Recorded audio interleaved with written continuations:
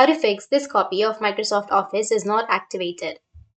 Product activation failed in MS Office or Office 365.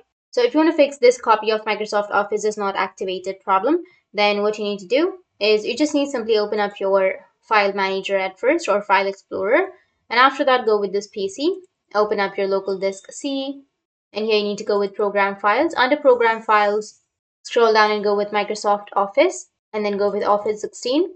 And once you have this, now you just need simply go with the upper side and you need to copy this one. Once you've copied, now what you need to do is open up your CMD, which is command prompt. Make sure that you go with run as administrator, click on yes. And here you need to enter a command. So the first command is cd space backslash. Hit enter. And now you need to paste the command or paste the thing which you've just copied from here. So type cd space and paste the location and hit the enter. And after that, it will take you to the Office 16. So you need to go with the next command, which is c script space ospp dot vbs space / d status, and then hit the enter.